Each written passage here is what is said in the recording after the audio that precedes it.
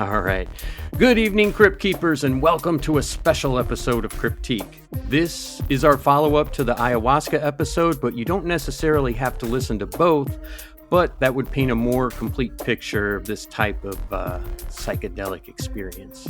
I'm joined, as always, by Brother Ryan. How you doing? I'm doing very well, man. I'm excited about this one. I'm hoping we can hear some of the experiences that we talked about in the ayahuasca episode, some of the commonalities, or maybe even some differences that we haven't heard before. Yeah, absolutely. Have the mushrooms kicked in yet? Oh, is that what you sent me? No, I fed those to the dogs, and I haven't seen them in hours. All right, good stuff. All right, please like, subscribe, and share. Socials are in the notes. You can email us what you think about this at cryptiquepodcast@gmail.com. You can check out our shirts at cryptiquepodcaststore.com. And we're kind of cold and a little thirsty, so you can buy us a coffee at buymeacoffee.com/cryptiquepi. Tonight we have a special guest with us to teach us more about DMT. His name is Joe, but we're going to keep his identity hidden for reasons which will soon reveal themselves. This podcast episode contains discussions about drug use. We want to emphasize that the content provided is for informational purposes only.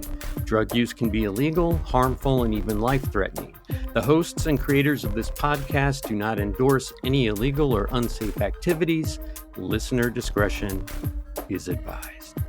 So that's the disclaimer, guys. We're not telling you to do drugs. We're not telling you to do any of this stuff. This is just an interesting topic to talk about. So with that, welcome, Joe. How you doing today? I'm good. Happy to be here.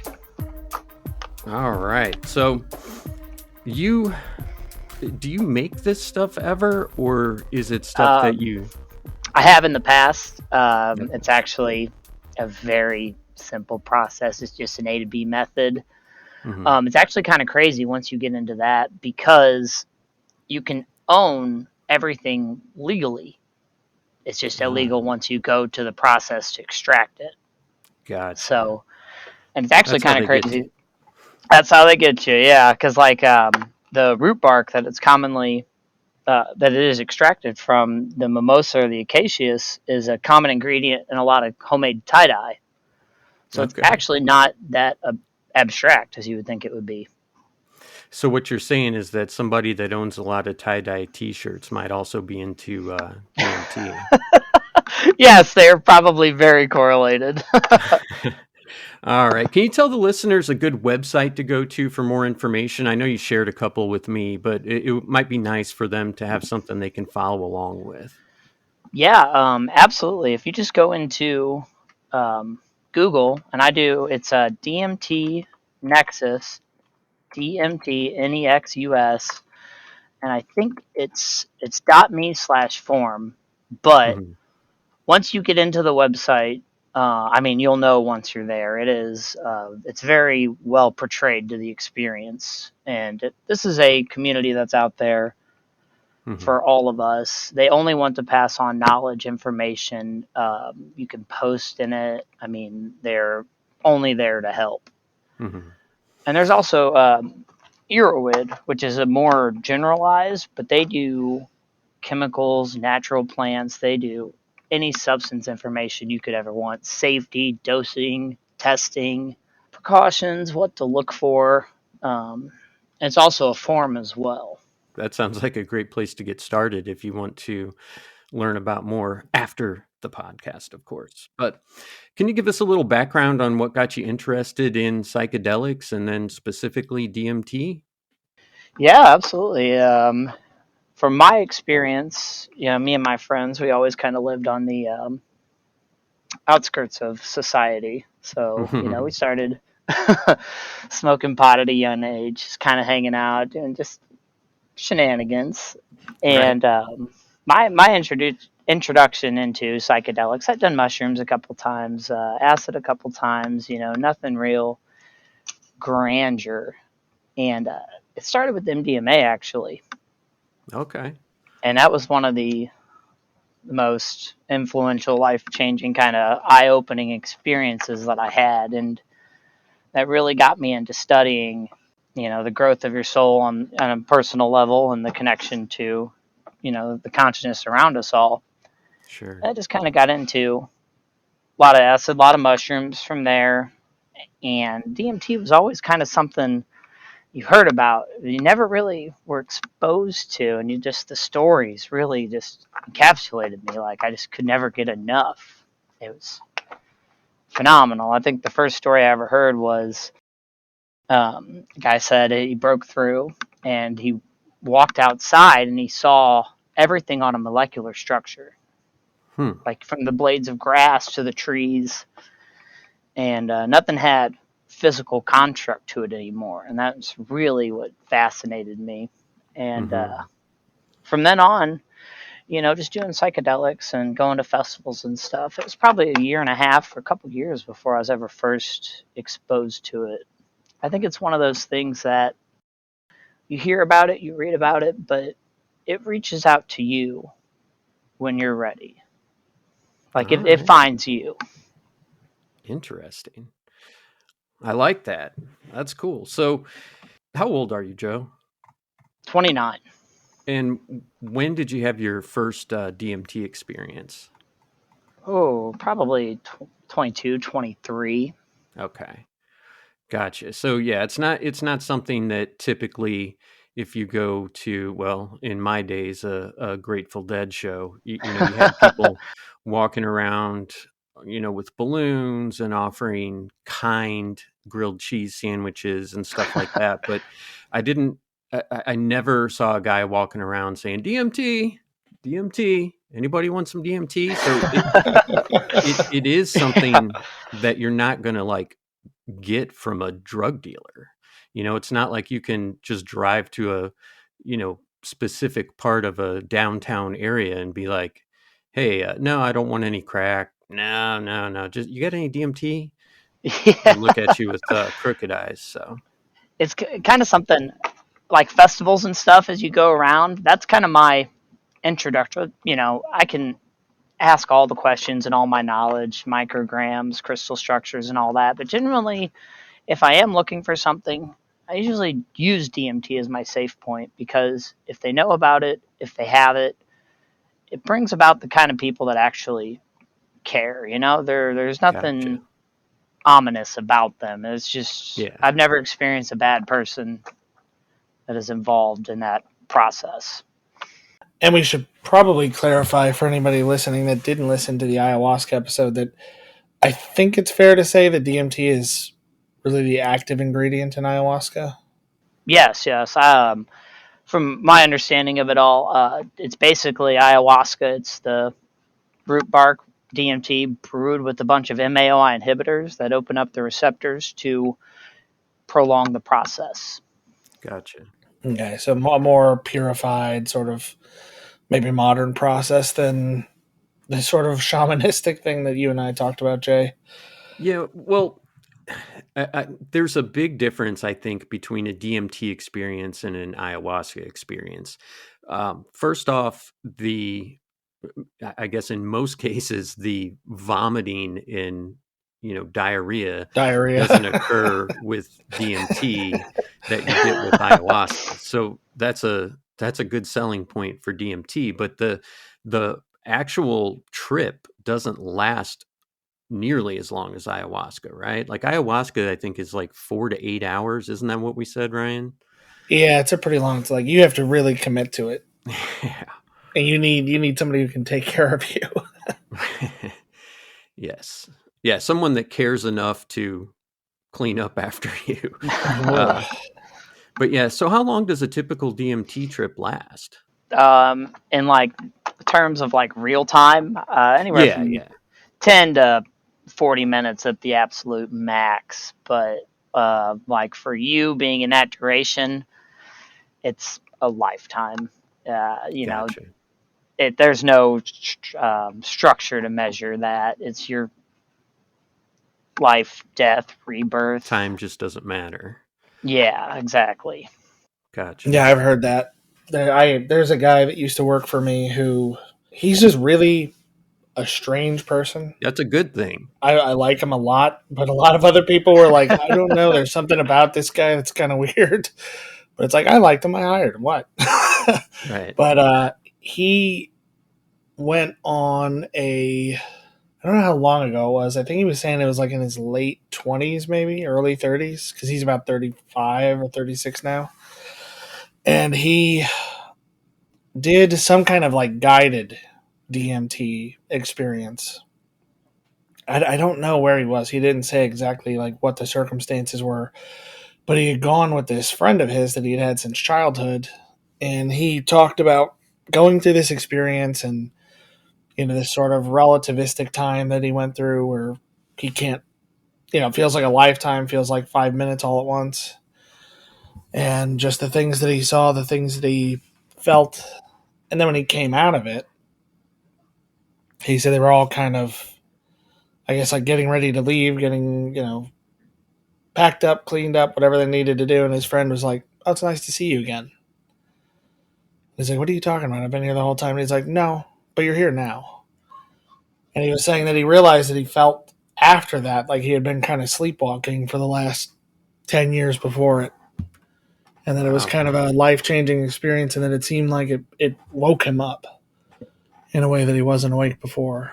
Yeah, that's interesting. And it is a commonality that people say it is a life-changing experience. It's, I'm sure there's people out there that, maybe didn't get a good mixture, or maybe there's other things like, Joe, I had mentioned I'd been in contact with Oscar Bull Hansen, and he is on, I believe his website is psyn.no, and he kind of gives some background information, like if you're taking a sleeping med, because I take Seroquel to sleep. I have horrific insomnia. And he said that if you're on something like that, and go to his website, this is paraphrasing, this is not medical advice or anything like that, but that can actually really dampen the effects of ayahuasca and DMT. So that's interesting, but that's why it's important that if you decide you want to do something like this, you need to do all the research. It's not something you should just be like, yeah, I'll give it a shot. No, you need to do some research and make sure it's right for you, because there are interactions with other, medicine. Like if you're taking MAOI inhibitors, then that could be a problem too. So do your research. That's what we say all the time anyway. Don't believe us, do your research. But so can you give us kind of a Cliff Note summary of what goes into making DMT? And you don't have to get real technical, because hopefully none of our listeners are going to listen to this and be like, oh yeah, I'm going to try that, and just, play the podcast while they're, searching for herbs and stuff like that. So Yeah. Go on Facebook Marketplace and just go wild. Yeah, I won't. I'll keep it as light but informative as possible. perfect. But real quick, I would just like to kind of add. Also, if you have any serotonin issues or you're taking SSRIs, that is another big thing to research before you want to undergo the DMT process, because it does release what your body naturally produces, but it also plays heavily on serotonin. So you just need to make sure you're safe, and even consult with the doctor. Yeah, you got to find a good doctor.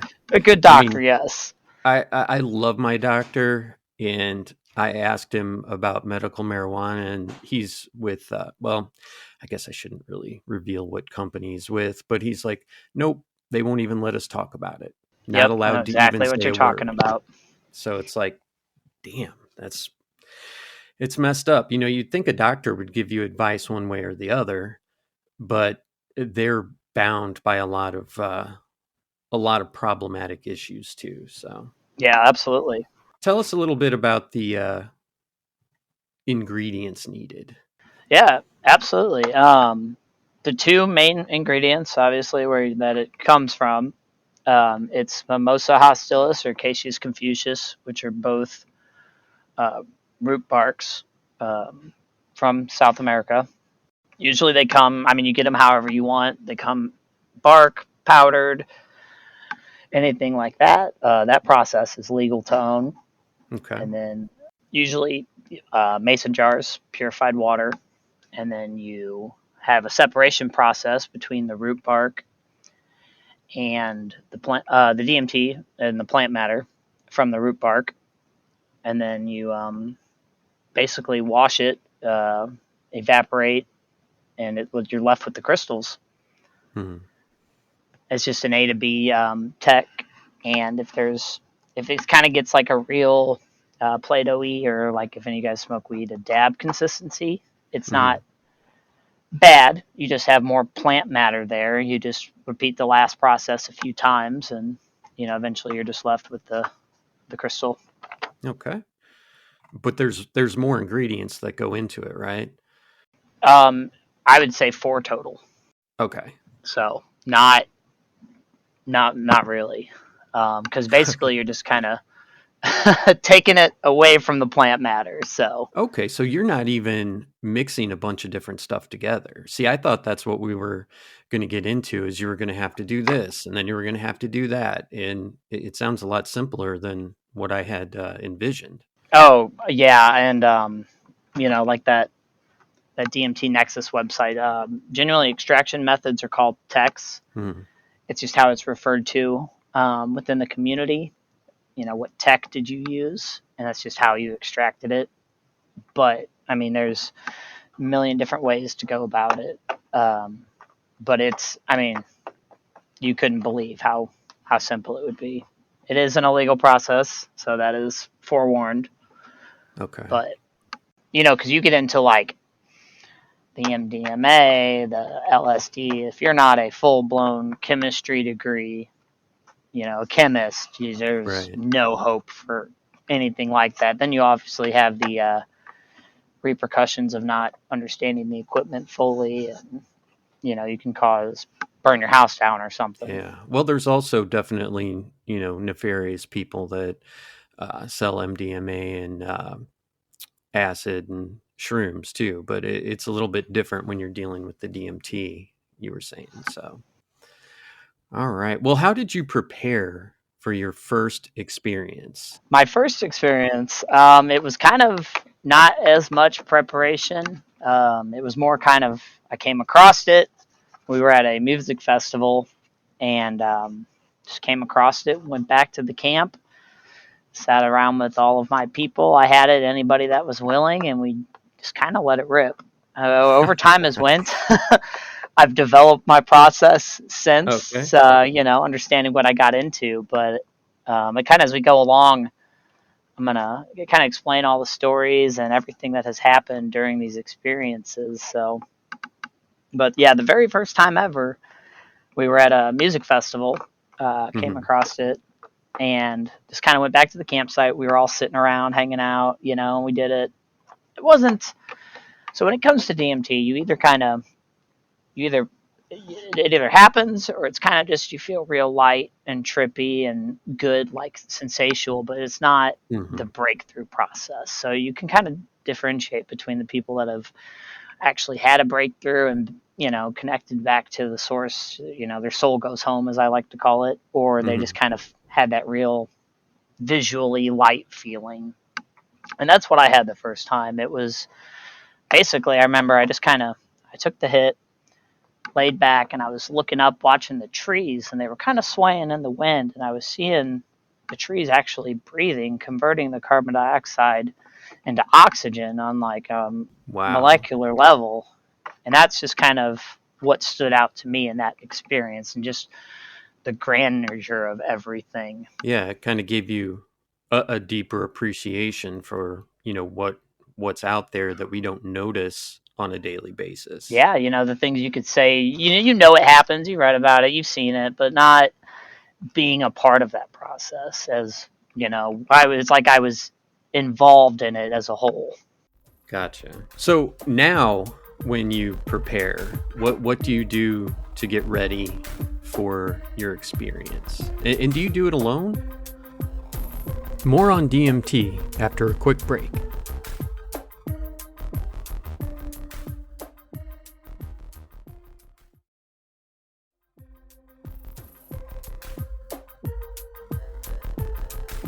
Welcome back, Crypt Keepers. No, I personally don't. The thing you kind of do, you always want somebody there just to kind of, it's instantaneous. Sure. So you have enough time to hand them your ingestion method, lay your head back, and gone at that point. But it's not like you don't like pass out, right? I mean, you're awake. The way I kind of describe that, I would say like it's like your soul transcending from your physical self. Oh, okay. Like astral projection almost. Yeah, yeah. You are not physically there, so like you are in a way passed out. You're not. You are separated from your body. Gotcha. And I've actually done it before with. I had my wife there for one of the experiences, and she was like laying with me, Mm-hmm. and she said when I came back, like she felt me come back, and like I wasn't there as she was kind of laying next to me, and right before I came back too, she could feel, like my soul back into my body. That's crazy. Have you ever experienced, we've heard about people that experience this landing, like that, astral project and stuff like that. And then they experience like a fall and then kind of a I don't even know what to call it, but yeah, just like a soul re-entering the body, like a jolt or something. Yeah. Perfect. Yeah. Jolt. Absolutely. Whenever the experience is over, you come back, and that's kind of when I get into like the time doesn't really exist because it's your 30 minutes of just processing the whole thing. Like you're probably going to be 10, 15 minutes without words of just exasperated by the grandeur of what you just went through. There's, really nothing like it. Mm-hmm. So does it matter where you go? I mean, obviously it sounds like this would be much, I guess, a better experience if you're out in nature somewhere, a lake or mountains or the ocean, something like that. Does that sound like that makes sense? Something that you would like to do in nature? Yeah, I personally never have, besides that very first experience being outdoors. Mm-hmm. Just kind of from what I've experienced, I kind of transcend beyond that.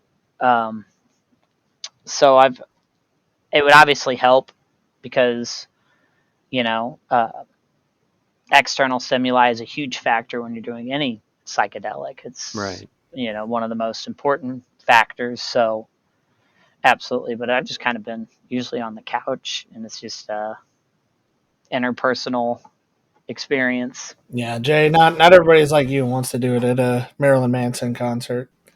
Probably not the best idea. No, I'm thinking maybe on a Bigfoot excursion. That might be fun. You never know. It'd be Be a like lot more likely that Bigfoot would show up if you're on DMT, right? Yeah, he's like, "Hey, man, you finally made it. I've been waiting for you." Seriously. Yeah, I mean, it makes sense though if you're experiencing astral projection or something like that.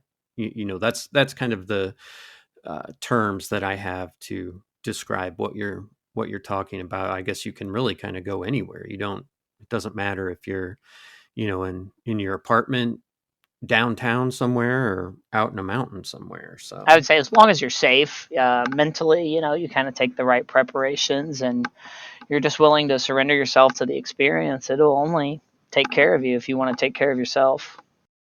So how about dosages? You talked about the amount of time that the experience can take varying. Is that, I would assume that's dependent on dosage, but does the dosage also impact sort of the intensity of the experience?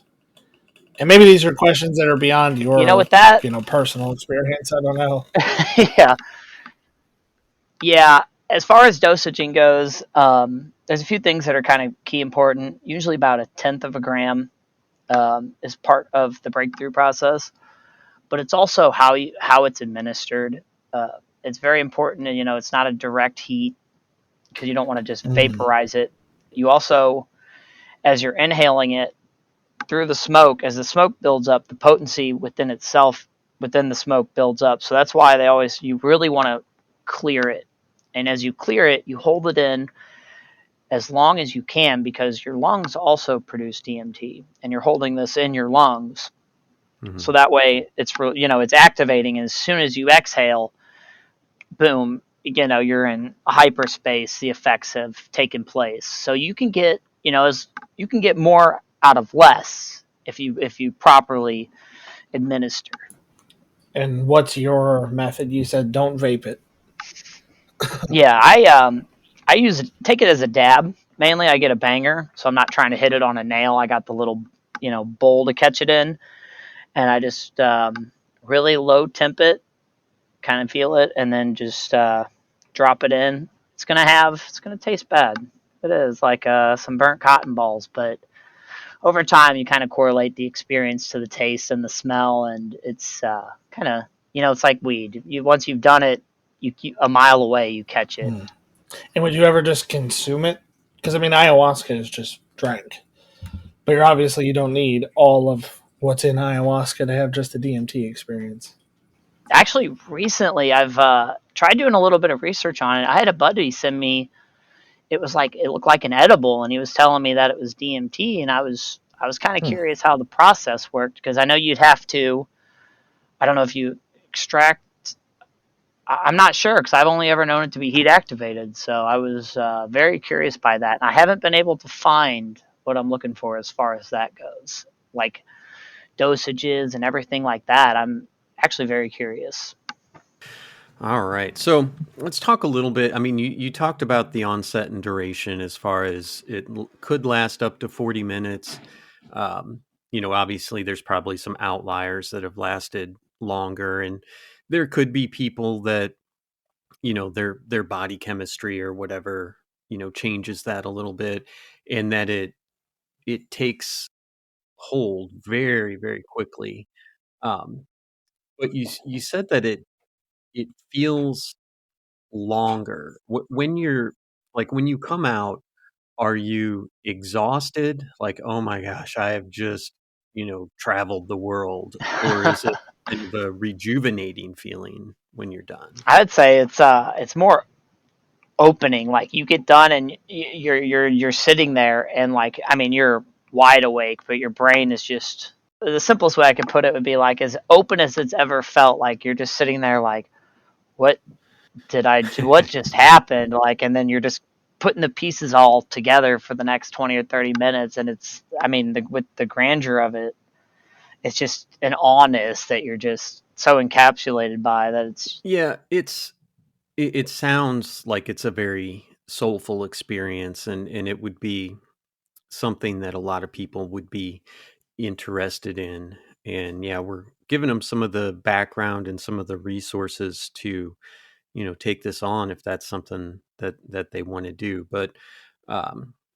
Ryan, did you want to ask him a little bit about the kind of the nature of what the experience is? Yeah. I've never used anything like this. I've never done anything. For the longest time, I worked in a job where essentially I was accountable to the federal government and the military. So even when marijuana started becoming legal in a lot of places, my management reminded all of us, like, hey, we still report to the federal government. Like, just because it's illegal pretty much everywhere now, or at least it feels like it is, like, you're not supposed to be doing it. But so I don't have a lot of experience to draw on. The only thing that kind of comes close to it maybe for me is an experience that I don't love to talk about, and I have no idea what this experience was. I went through a period where I was really experiencing like a depression and almost an existential dread. I had found myself kind of unable to just stop thinking about. There's just a lot of really negative stuff going on in my life and in sort of the sphere around me. And there were these, I don't know what to call them, these like episodes that I would have, or, an older person would say I had a spell. But it's like I would just suddenly it's almost like what you're talking about with DMT. Like I would just be gone for a minute. And I would have I would see things and I would hear things and I would be in some unreal landscape where like gravity doesn't work right and I'm hearing these sounds that I can't explain. I've heard sounds in like a couple metal songs that kind of sounded like things that I heard there. And it was just so bizarre. And then I would kind of come back and I'd feel drained and it would feel like that relativistic time. Like it happened one time when I was walking down a hallway and my fiance was behind me and it just like I felt it come on and she said I just slumped over against this wall for like 8 seconds and then popped back up. For me, it felt like I was gone for days. Wow. So I kind of wonder, I mean, like I said, I have no idea what that was, but I kind of wonder if that's sort of like what you experienced, because what happened to me, whatever that was, and that happened a number of times. It hasn't happened in a long time at this point, but some of that seemed a little bit similar. I don't know if it's even possible. Maybe I had some kind of like self-induced DMT trip, but I'm wondering what your, visualization, sensations, or whatever you encountered were like. Well, actually, I'm actually really, really glad you brought that up because I was going to share. There's meditative breathing techniques actually, because as DMT is stored in your lungs, where you can release it without actually smoking DMT. So you can get it from like the natural side. So it could have been, without actually knowing it, you were having that connection. Because I've actually had it since I've done it. I've had it come to me in my dreams, and it's communicated with me where, I guess the full story is, going in, it was a couple weeks of feeling just kind of anxious and out of it, depressed and just kind of not myself.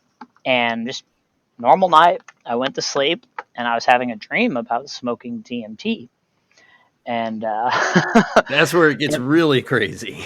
And in my dream, I broke through, and a feminine voice came through on the other side and said, "Hey, it's all in your head. This isn't good for you." And it just kind of threw me back down to my body. And as soon as I hit my body in the dream, I woke up on the bed like, "Holy shit, whoa!" And then the next couple weeks into that, it was just I've felt rejuvenated, within my soul. What about any entity? Oh, go ahead, Ryan.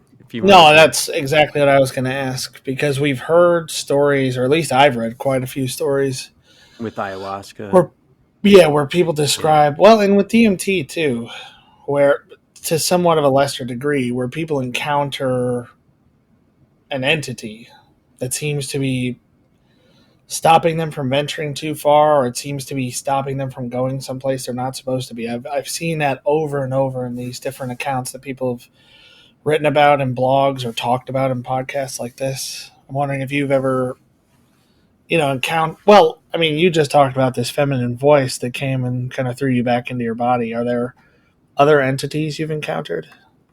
Yes, and I was kind of expecting the traditional Machine Elves reference. Mm-hmm. That's McKenna's famous for quoting talking about that.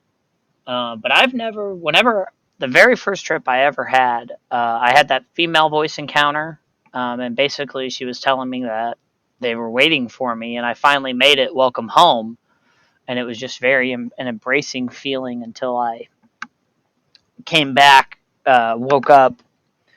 But for me, I don't think I've ever experienced, I call them entities as well, but I don't think I've ever experienced anything with solid structure. Mm-hmm. So there was one experience I had where, it was actually the same story, just kind of going into it. I was just kind of out of whack and depressed and just not myself. And I was almost like a spaceship, or just kind of, but I was in a room, but everything around me was white. There was no solid structures, but it was like walls that separated things, but they were all energy. And there was my soul almost on, like, I would call it like a doctor's table, an examination table. And there was these entities there that were talking and interacting with me, and they were talking about, the depression and the anxiety and the things that were kind of going on. And they were like, oh, you don't need this. This is bad for you. And they were just kind of examining it. And they had a machine that it sucked me up into it. And it was like, I remember like spinning me around, and then it put me back onto that table, and it had separated those things out of me. And then, they said, hey, we got you. We're here for you. And then they threw me back down onto my body where I woke up. Wow. I've experienced two different energies. I knew one was masculine and one was feminine, but they didn't have solid structures as well. They were just, almost like a ball of just pure concentrated energy. The only thing, like, as far as solid structures go that I could say I'd ever experienced was there was a door. And, this door was the grandest staircase you could ever imagine, and it was a door that exceeded it infinitely. And my soul, I had come up to the door, and it was so grand and exquisite. It had ancient Nordic carvings, Greek, all kinds of ancient languages written all over it. And it kind of cracked open a little bit. And a voice came through and said, it just boomed out, there's nothing we can teach you right now. Just throw me back down to my body. Oh, that's disappointing. Well, a little precursor to that story. That was I got lucky. I was a little cocky with that one. So I had it on me. I was at a friend's house, and I wasn't feeling it. And I knew I wasn't feeling it. And I was just kind of like, yeah, I'll show you guys what it's about. No problem, So I did it, and I came back. I was like, oh, I'm so sorry. Thank you. You could have handled that a lot messier. And I appreciate you. I love you. I'll never do that again. It's interesting. There's the experience that you described, because there's a paper with a very captivating title: Survey of Entity Encounter Experiences Occasioned by Inhaled NN Dimethyltryptamine, Phenomenology, Interpretation, Enduring Effects. They don't make titles like that in pop culture, but they talked to about 2,500 people around their early 30s, and most of them described in their experiences encountering entities that they thought of as either like a guide, some kind of spirit guide, or an alien encounter, something that kind of took them, did something to them, did something to help them. Some of them said that they were afraid of it. Most of them said that they felt like it was a very positive experience. And quite a few of them, it looks like, said that they attributed real consciousness to the things that they encountered. They believed that they were actually like self-aware, intelligent, and had benevolent intentions. And the paper also said that more than half of the people who went into these experiences, who thought themselves to be atheists before, were not afterward. Wow. Because the interviews say that they believe that whatever this was intelligent and were granted access to them through this experience, and that whatever they are, they still exist. They're out there. Some of the people talked about, getting messages about things that would happen to them in the future, which I'm assuming turned out to be true, and that maybe that's part of what changed their views on atheism or whatever else their spiritual views might have been before that. But anyway, it's so that is a commonality. If you had them kind of telling you, well, just trying to help you, seemingly trying to help you. Yeah, they just, whatever you call on the other side. I personally, I call it connecting to the source. What we all are a part of beyond our physical self. It's more us reconnecting to our spiritual being and not our human experience. But yeah, it's definitely not nothing, It's just us transcending beyond a level we could physically understand. Do you know of any stories of anybody that has kind of, maybe maybe they've done DMT a few times or whatever, and now they lucid dream, because that would be really cool. That would be actually, I could ask around and we could do I could follow up with if you'd like, just some of the people that I know. Yeah, that'd be cool. Because I've never actually really thought about that. It's just interesting, like maybe, every time you kind of cross over, it brings these two worlds closer, right? And then maybe eventually, like a shaman maybe could do, you could learn to experience these, like this other side or source without necessarily, doing a DMT trip, just through lucid dreaming, meditation, stuff like that. So I don't know. That might be interesting, but I also just want to mention, I think it's interesting that so many high-powered people in tech have reported doing DMT or acid. Steve Jobs being one of those. I read the biography Walter Isaacson wrote on him, which he apparently did with very little input from Jobs himself. probably a good thing. But Steve Jobs apparently in, I want to say the early 80s, at a company retreat, like held up a piece of glass and was telling people like, this will be a computer someday. And everybody's like, oh, he's so visionary and, whatever. And it's like, that would have seemed like woo to you back then. Yeah. But now we have like the iPad Pro. I mean, for a couple of years, I used an iPad Pro as my main computing device. And it like I was reading this book and it's like, well, shit, he was onto something, I guess. If you just think he's a drippy hippie and out there making these proclamations, but he was right.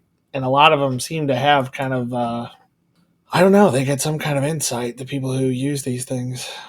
It's kind of like you have that connection and that aha moment, and then they have the means to apply that to their social settings. Yeah. Yeah.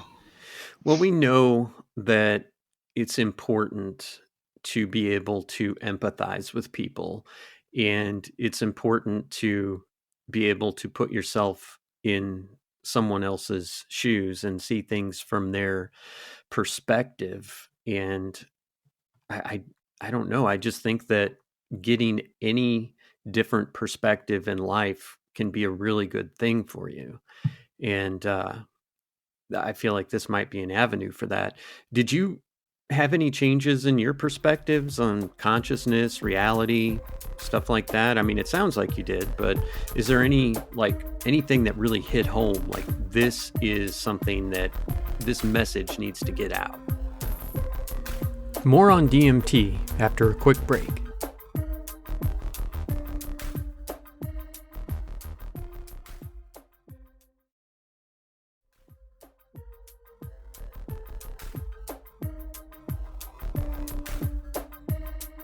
Welcome back, Crypt Keepers. Yeah, absolutely. And that's I feel like after I've had these experiences, for me, anybody, anywhere, anytime, ask. I'm obligated to share anything I can, pass this knowledge on. It's not, so it's nature, it's natural, it's something that we are all a part of, we all belong to, and it's not something anybody can own. Yeah. They'll try. Oh, they'll definitely try. Oh, because yeah. we've talked about pharmaceutical companies, doing research into a bunch of different psychedelics, which could be a good thing, but it could also be a really bad thing, because then they're going to be like, oh, no, this is our formula. Oh, no, we're going to push that, mushrooms have a 20-year jail sentence and stuff like that, where they're going to lobby and it could be a terrible thing. Yeah, that's kind of the whole, the psychedelic framework goes around, like, you're not doing anybody harm. How do you make some DMT, you want to live a very spiritual, simple life, and then you get pulled over for something happens, and how you explain to the officer, look, it's some DMT, man. Like, it's not anything bad, I promise. But it's illegal, so that's kind of the way the justice system works. Is they put a brand on it, and then now they're done. That's why it's up to us to kind of navigate how you choose around that, but everything has the consequences. Yeah, it's really a shame. So, from your perspective, why do you think it's illegal? It breaks the norm. Okay. You know, there's no control. You come out of the same with like the psychedelic experience. You know, our society is a very controlling society in my eyes. It's, you know, they want you to be. It's a framework. You got to do this. You got to do this. A lot of social expectations, and because without it, you know, it will crumble if we don't have people to do all of these little meaningless jobs and stuff and be in debt. So if you have something that separates that, it's obviously got to be campaigned as bad, or how can the society as they have frameworked it have structure? I can just see the propaganda now. DMT is for communists only. All right. Let's see. What else do we have here, Ryan? All right. So how'd you integrate your insights from your DMT experience into your daily life? Did you do any, did you say, I want to start journaling, or I want to, you know, try and maybe reach out to the homeless, or I want to, you know, just any kind of insight or way that it's changed your life in general? For me, I think it would be more just people understanding that people only understand things from their own level of perception. And if I can do anything to help, I will, and I will help anybody anyhow. You know, but if you know, somebody's, we kind of create our own suffering. If somebody's all upset all the time and all that, you can, and they don't want to grow. There's nothing, you know. You just kind of, you can point them in the right direction, but you ultimately can't do the work for them. So it's just kind of pointing anybody towards a direction of growth, because you learn as they learn. You know, by helping them, you learn more insight on yourself as well. And it's just to try to continually develop my soul as much as I possibly can. I like the sound of that. I'm trying to think of how to phrase this and not make it sound like a job interview question, but you talk about like challenges you've experienced during this, like things, you know, maybe where it's not a pleasant trip, or there's something more confronting than usual about it? Yeah. Actually, I got a great story for this one. It wasn't me exactly, but it was an experience I was there for. We were all at my buddy's house, and I didn't partake, but it was him and his dad and another friend. And this other friend's a good guy, and you know, I think it was kind of one of those. My buddy and his dad, they broke through. They came back, and it was, you know, they were talking about the grandeur of it all. He was encapsulated, you know, but he had only done, to find out after the fact, psychedelics just couple times, and didn't really kind of know what to expect. And the biggest thing is, like, if you don't have any anxieties or kind of fears going in, pre-trip jitters, you know, It's about intent. it's natural. I hope so. Like, there's no way you don't. Is, you know, what's about to be in store, because it's different every time. But he kind of, I remember as soon as he exhaled, he like shot his eyes wide open, and I don't like this. I don't like this. I can't do this. I can't do this. And I was like, oh no, oh he's not going good, because you have to just surrender to the process. You know, it's, you've already activated it. You've released it. It's the ride now. You're not in control. Okay. Ben, he was fighting back pretty hard, and I just remember, you know, talking him through it, being there for him. And it was about 10-15 minutes, him going in and out, coming back. And he finally got through it, just was crying, gave us the biggest hug ever, and was like, thank you guys for being here for me. I'm sorry, cool. you know. And he never actually told us what he experienced, but he said it was life-changing, and he never needs to do it again. So that's the most I can get out of him. But that's, you know, the biggest piece of advice I could ever give. And once we kind of get into, I kind of give you guys my new routine and the little prayer that I say. But I mean, you have to let go. You were in it for the ride. It is there to show you what you need to see. It's, you know, there's no going back. It's like taking some acid or something. You know, you're in it for the journey. So when you're on this trip, do you know that you're tripping? Because I've done acid and in mushrooms, and there's times when I'm hearing something or I'm looking at something and I'm like, oh yeah, wait a minute, you just took mushrooms. Of course the fucking carpet is moving. So Yeah. is it something that you can like write yourself a note or something and just be like, oh, I'm freaking out. Oh, the note says I'm on DMT. It'll be over at, about this time, or is it you're just gone?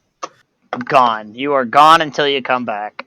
Okay. It is hyperspace, the other side. I mean, you were in the journey until it's been complete. So you don't do DMT. DMT does you. Yeah, yeah, exactly. And if you're not fully in it, like if you have, like the experience that I had where I knew better, it'll Mhm. let you know, hey, like you're not doing this to get fucked up. Like if that's your intentions, it's not going to be easy on you because Gotcha. it's not there for that.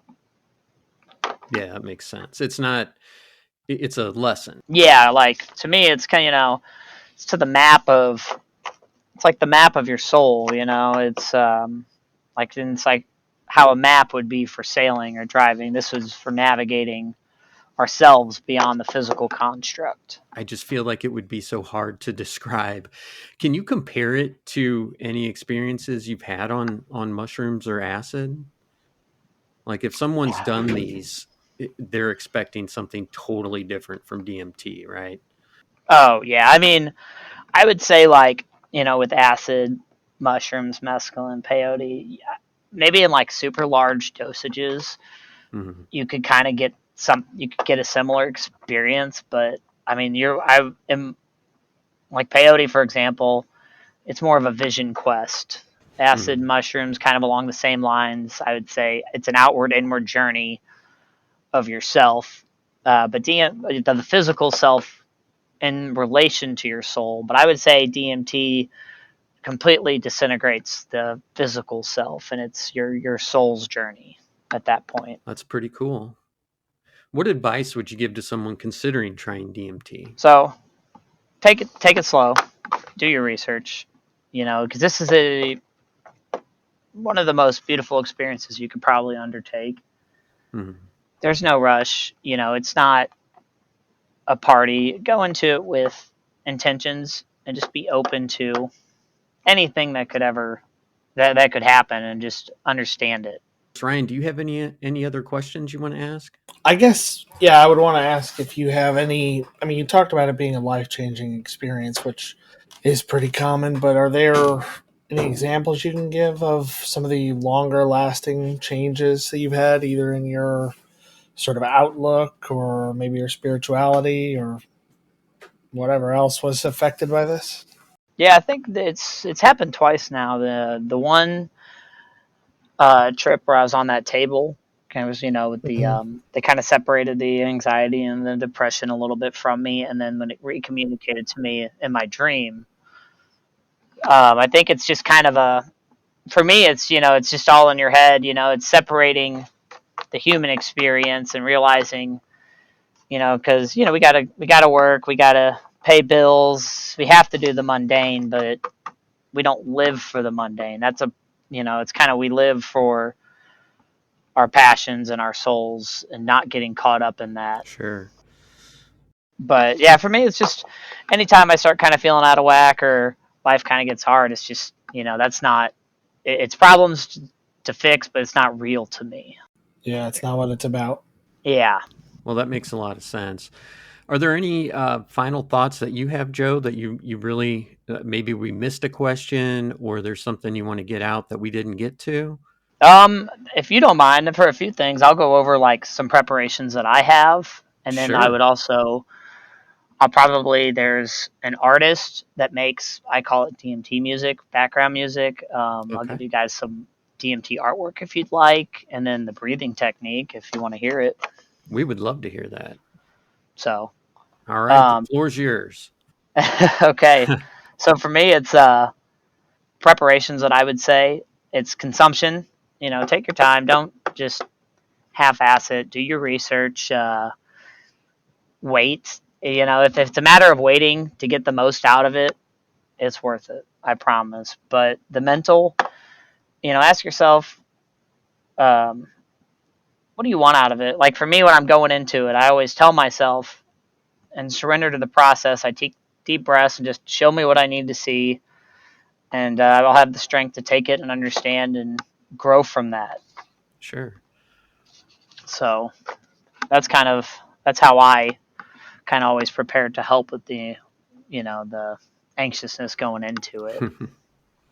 But there's also Kundalini breathing technique. It's a Hinduistic form of releasing DMT, so you don't actually have to smoke anything, do a drug, because our body is naturally producing it. So it's just a matter of accessing it. And then it's a band called Spangle. If you guys have ever heard of them, I have not. Okay, they quote Terrence McKenna, Alan Watts. They put some real trippy quotes in the songs, but their music, I call it the background noise for DMT. Okay, but then you have, go ahead. No, I was just gonna say, you said Spungle. Is that like SPONGEL? Let me see here. SPHONGLE. Spangle. Okay. That would not have popped up on my list of great band names, but yeah. But they are very they say you go to those shows and you'll smell more DMT than weed. That would just be terrifying to be like, hey, there's a group of 10,000 people. Sounds like the perfect place for me to leave my body and wander around. So I don't know. Yeah.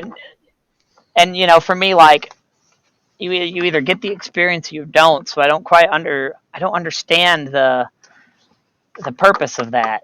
Just do a little bit and just get kind of trippy. I think that kind of defeats the point. Yeah. For DMT, if you want to just feel a little trippy, there's plenty of dispensaries around you can find something at. But yeah, exactly. So, all right. So you've never gone to a what did you say, Spangle? Spangle, yes. You've never been to their shows and done a trip there? No, I haven't seen them live. I would love to see them live. Don't get me wrong, but I would not.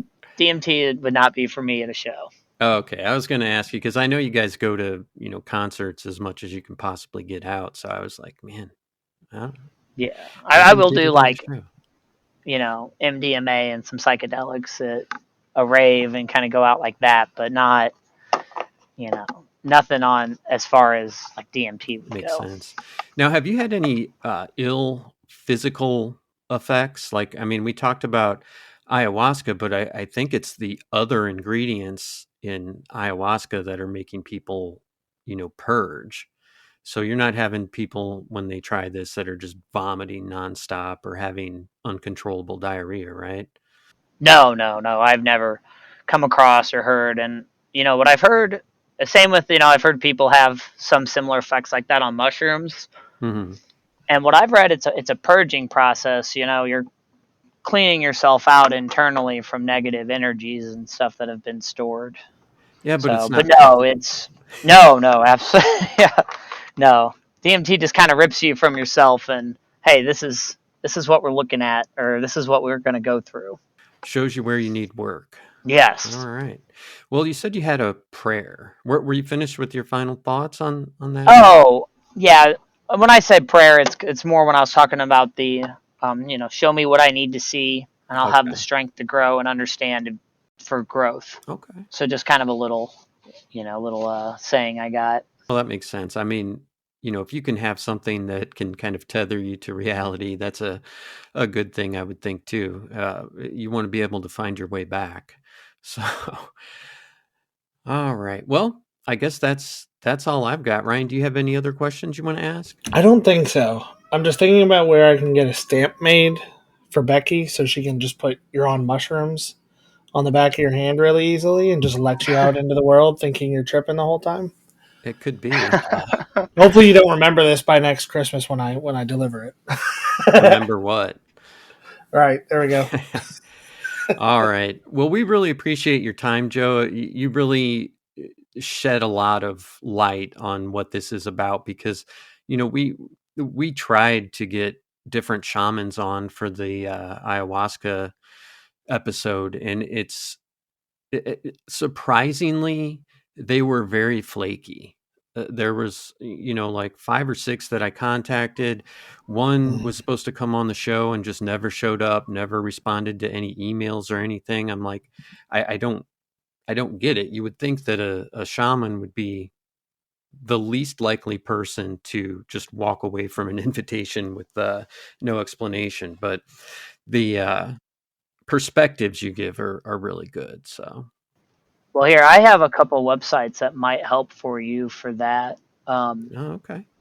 What you got? if you want, I can. It's Entheo Nation, ENTHEO Nation.com.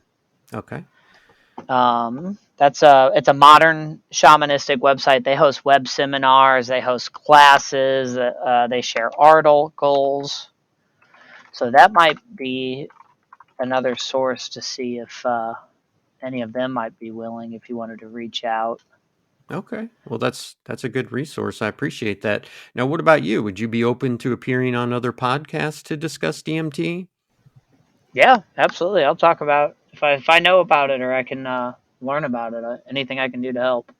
Okay. So as of right now, just email us at cryptiquepodcast@gmail.com if you want to get Joe on the show, because I don't want to give his email out on the show because it's very revealing, right? Yeah, that's when I had to go to my adult real email. Gotcha. I hear you. All right. So is there anything else you wanted to get out, Joe, or are we good? No, I think I'm good. I appreciate you guys for having me, and I wish the best of luck to everybody in their travels. All right. Final thoughts after a quick break.